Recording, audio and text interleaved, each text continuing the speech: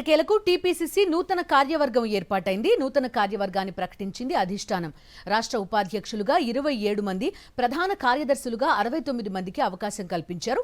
మొత్తంగా TPCC jumbo కార్యవర్గం ఏర్పాటైంది. TPCC chief Mahesh Kumar Goud, party అధ్యక్షుడు ఖర్గే, ప్రధాన కార్యదర్శి కేసీ వేణుగోపాల్తో ఇందుకు సంబంధించిన తుది కసరత్తు పూర్తి చేసి తుది జాబితా ప్రకటించారు. టీపీసీసీ కార్యవర్గాన్ని ఏఐసీసీ ప్రకటించింది. తెలంగాణ ప్రదేశ్ కాంగ్రెస్ కమిటీలో కొత్తగా 27 మంది ఉపాధ్యక్షులు, 69 మంది ప్రధాన కార్యదర్శులను కాంగ్రెస్ అధిష్టానం నియమించింది. ఈ పదవుల్లో సామాజిక న్యాయానికి, మహిళలకు ప్రాధాన్యత ఇచ్చింది. 27 మంది ఉపాధ్యక్షుల్లో బీసీలకు 8, ఎస్సీలకు 5, ఎస్టీలకు 2, ముస్లింలకు 3 పదవులు ఇచ్చారు. 67% పదవులు ఎస్సీ, ఎస్టీ, బీసీ, మైనారిటీలకు ఇచ్చారు. అలాగే 69 ప్రధాన కార్యదర్శి పదవులలో బీసీలకు అత్యధికంగా 26, ఎస్సీలకు 9, ఎస్టీలకు 4, ముస్లింలకు 8 పదవులు ఇచ్చారు. ఇందులో 68% బీసీ, ఎస్సీ, ఎస్టీ, మైనారిటీలకు పదవులు దక్కాయి.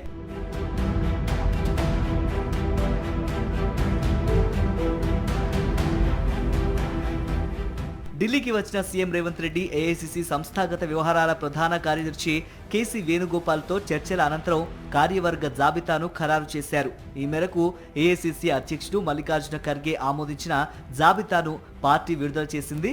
నల్లగొండ ఎంపీ రఘువీర్ రెడ్డితో పాటు ఎమ్మెల్సీలు బల్మూరి వెంకట్, బస్వరాజు సారయ్య, ఎమ్మెల్యేలు నాయని రాజేందర్ రెడ్డి, చిక్కుడు వంశీకృష్ణ పీసీసీ ఉపాధ్యక్షులుగా నియమితులయ్యారు. 69 మంది ప్రధాన కార్యదర్శుల్లో 3 ఎమ్మెల్యేలు వెడ్మ బొజ్జు, పర్ణికారెడ్డి, డాక్టర్ మట్టా రాఘమయ్యలకు అవకాశం లభించింది.